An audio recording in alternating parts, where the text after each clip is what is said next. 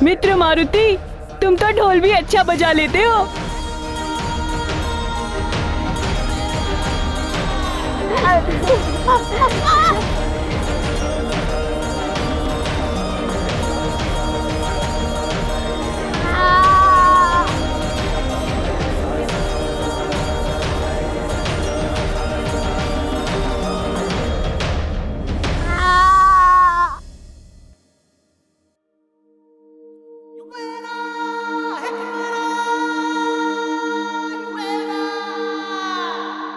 अरे वाह, कितनी मधुर सुगंध है। कहाँ से आ रही है ये?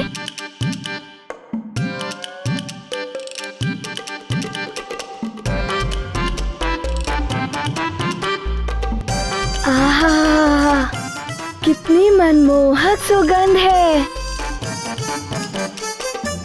युवराज मारुति, आइए, आप लोगों के लिए भोजन तैयार है। आइए।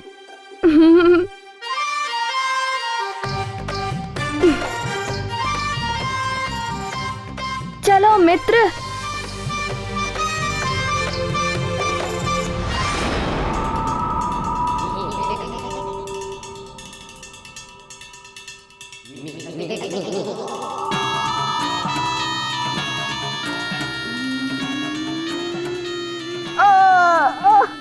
जोर जोर तोड़ दिया।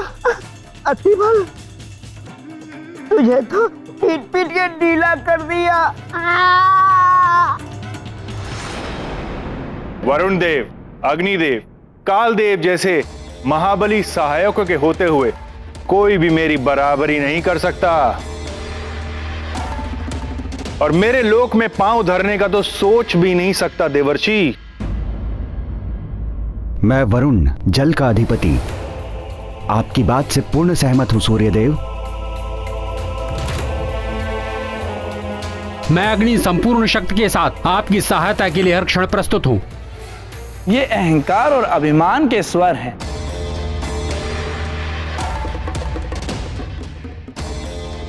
मुझ काल के होते हुए कोई कैसे सूर्यलोक पर पांव धर सकता है? सूर्यदेव, दंभ दैत्यों को शोभा देता है, देवताओं को तो दया में ही रहना चाहिए। नारद जी, आप दैत्य कह रहे हैं मुझे?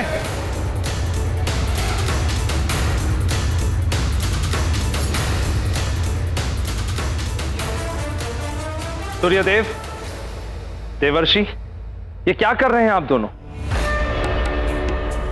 एक छोटी सी बात का इतना बड़ा विवाद मत बनाइए। हम यहां असुरों से सृष्टि को मुक्ति दिलाने की चिंता में एकत्रित हुए हैं। आप भी शांति धारण कीजिए सूर्यदेव।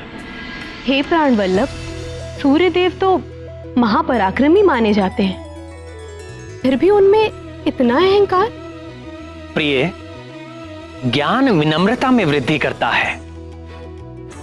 ज्ञान अर्जित करने की कोई सीमा नहीं होती,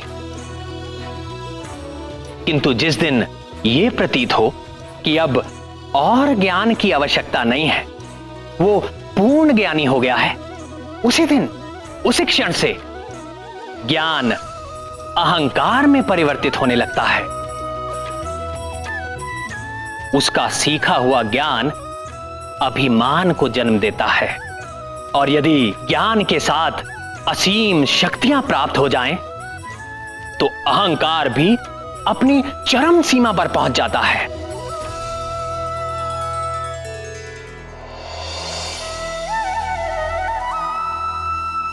एक योगी की परीक्षा ऐसी ही परिस्थिति में होती है।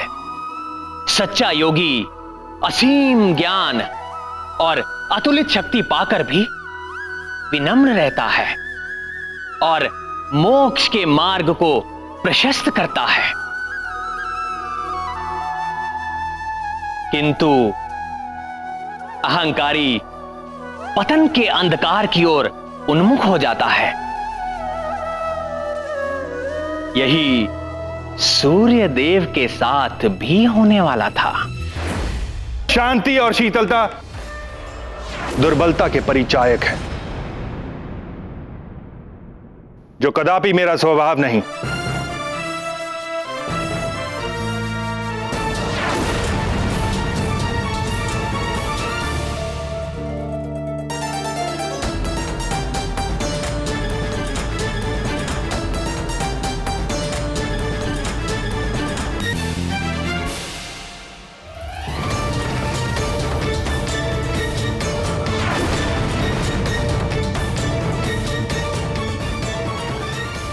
सूर्यदेव, आपका ये अहंकार तो तोड़ना ही होगा। सुमेरु राज्य में होने वाला आयोजन ही निमित्त बनेगा आपके इस अहंकार के टूटने का।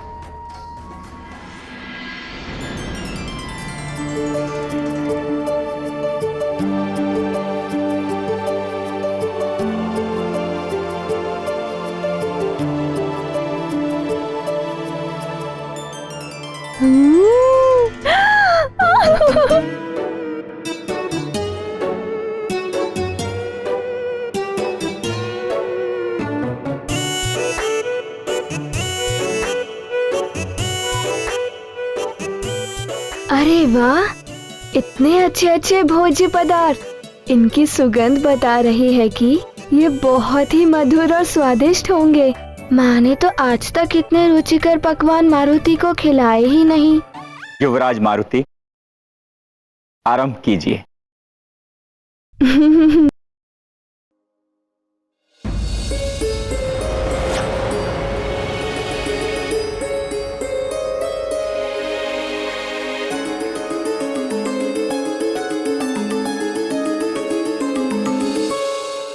क्या हुआ माँ? पुत्र मारुति, तुम इन्हें अभी नहीं खा सकते। माँ, क्या ये खाने योग्य नहीं है? खाने योग्य है पुत्र, किंतु तुम नहीं खा सकते बस।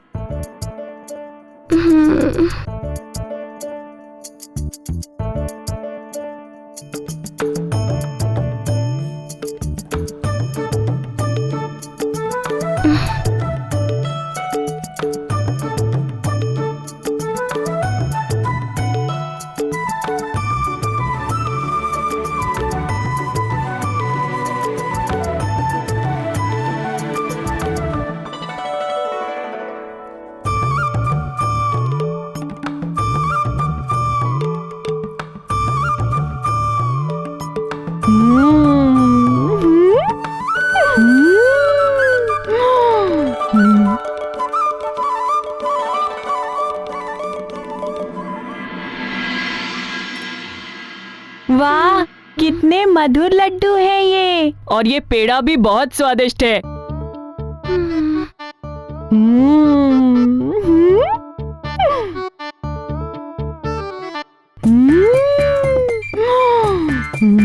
आनंद आ गया। मारुति का मित्र होना बहुत लाभदायक है। साधु ही साधु। ये लड्डू, ये खीर बहुत स्वादिष्ट है। चलो पेड़ा खाते हैं और मधुभोग भी। सब भोजन का आनंद ले रहे हैं, किंतु माँ ने मारुति को ही रोक दिया।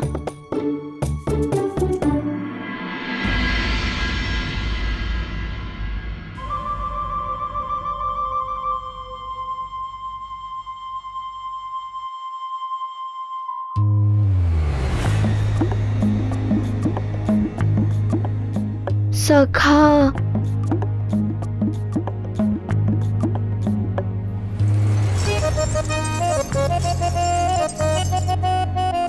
क्या तुमने कभी इतना सुगंधित और मधुर भोजन किया है? कोई बात नहीं सखा, दुग्ध भी अच्छा ही होता है। हाँ, अच्छा ही होता है, किंतु ये पकवान तो निश्चित ही दुग्ध से अच्छे होंगे। खीर, लड्डू, पेड़े, पूरी।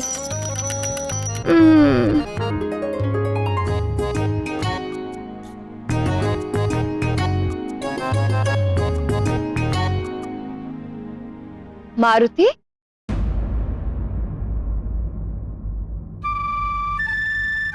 मारुति, पुत्र तुम वहां मुख बनाए क्यों बैठे हो?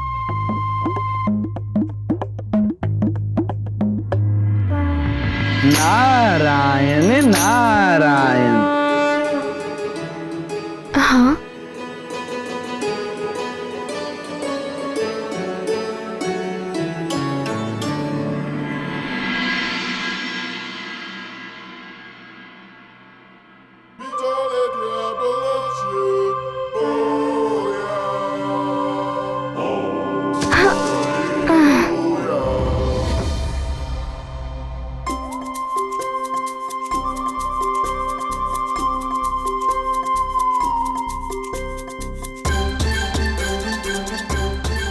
प्रणाम।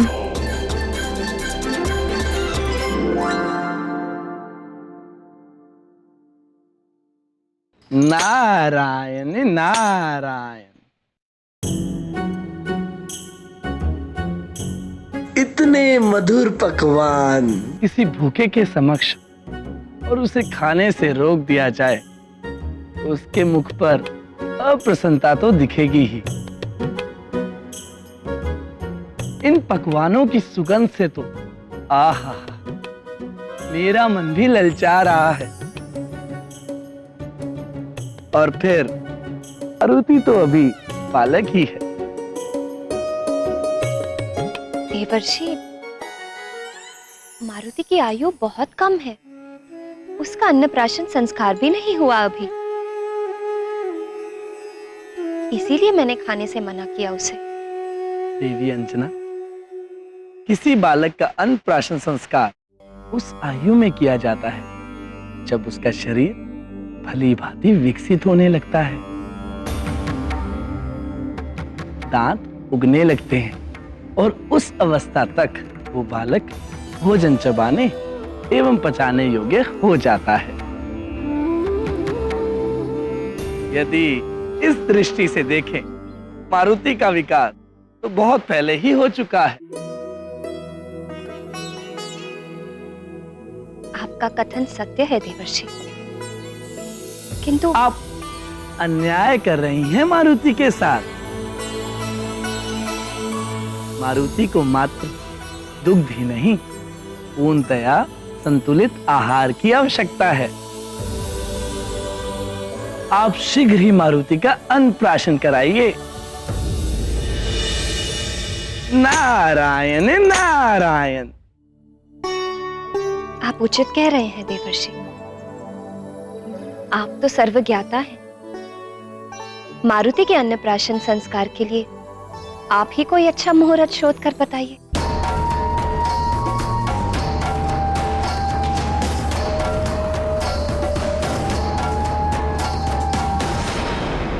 मारुति के अन्नप्राशन संस्कार के लिए आप ही कोई अच्छा मुहूर्त शोध कर बताइए।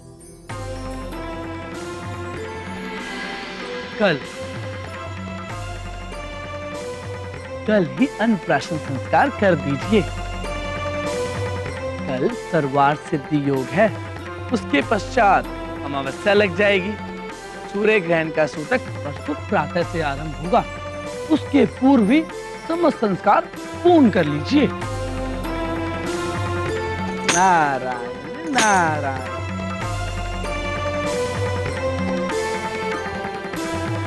देवर्षि, मैं शीघ्र जाकर महाराज को यह शुभ समाचार देती हूँ देवर्षि। कल के लिए व्यवस्थाएं भी करनी होंगी। माँ, हमारे घर में ये सब है, पेड़े पकवान ये सब है, ये सब है। हाँ पुत्र, सब कुछ है। पूरा भंडार है आपके लिए। पूरा भंडार। तो फिर मारुति को दिखा क्यों नहीं? तो क्या अन्नप्राशन के पश्चात मैं भी ऐसे ही पकवान खा पाऊंगा माँ? हाँ, अन्नप्राशन के पश्चात तुम सब कुछ खा सकते हो पुत्र। कल मारुति का अन्नप्राशन होगा। कल मारुति खीर खाएगा और लड्डू खाएगा और पेड़े और पकवान, मोदक और फलों के भंडार।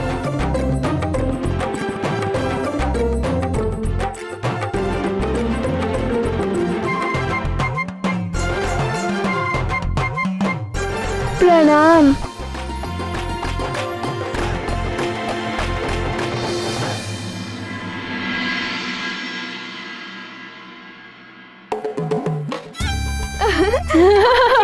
अरे मुझे दो। ये लो। मित्रों, कल तुम सबने पेट भरकर पकवान खाए थे ना? आज मेरी माँ भी मेरे लिए स्वादिष्ट स्वादिष्ट पकवान बनवा रही है। अच्छा, मारुति भी तुम सबके भांति पेट भरकर खाएगा। आज मारुति का अन्नप्राशन है ना? हाँ। आज से भोजन आरंभ करूँगा। तो क्या आज मात्र तुम ही खाओगे सब कुछ? नहीं मित्र, ऐसा कभी हो सकता है कि मारुति अपने मित्रों को ना खिलाए और स्वयं अकेला खा जाए। मारुति के साथ मारुति के सारे मित्र खाएंगे।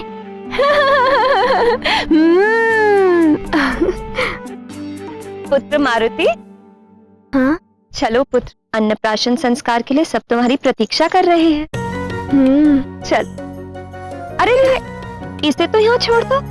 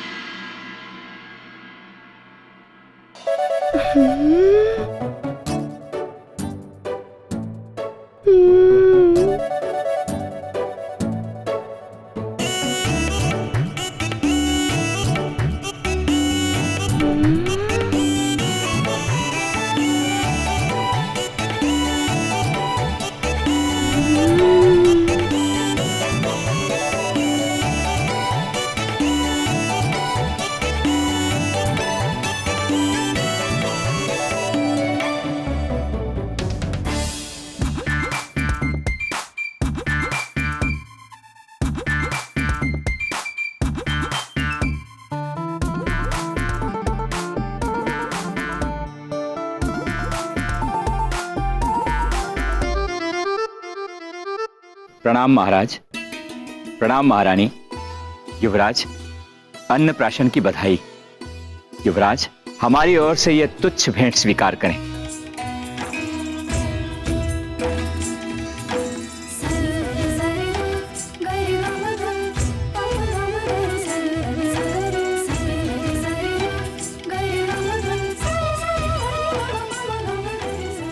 आपको अनेकों आशीर्वाद और शुभकामनाएं युवराज।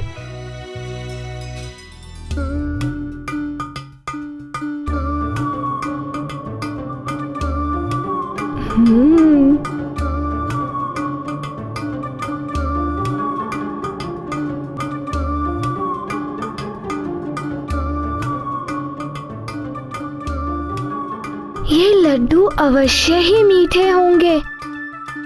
और ये पूड़ी, ये कैसी लगेगी खाने में? मारुति तो रोक ही नहीं पा रहा अपने आप को। ना जाने क्यों इतना विलंब कर रहे हैं सब। बालक मारुति की क्षुधा बढ़ती जा रही है और यही तो मैं भी चाहता था। सोते हुए पाती है। दूसरी तरफ देव ऋषि नारद भी इंद्र की सभा में आकर मारुति के बल, बुद्धि और पराक्रम का गुणगान करते हैं, जिसे सुनकर सूर्य देव अपनी शक्ति के घमंड में आ जाते हैं। इधर मारुति और अंजना एक विवाह समारोह में पहुंचते हैं, जहां ढोलक के रूप में छिपा अतिबल मारुति को अपनी ओर आता देख भयभीत हो जाता है। अब आगे।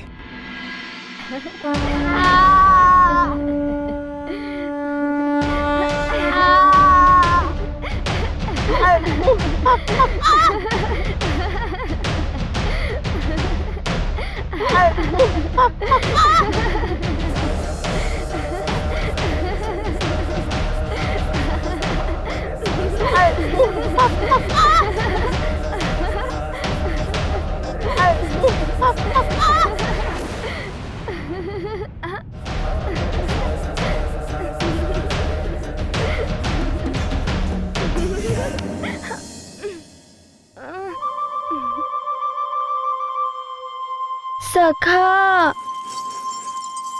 ये ढोल तो बार बार लुढ़क रहा है।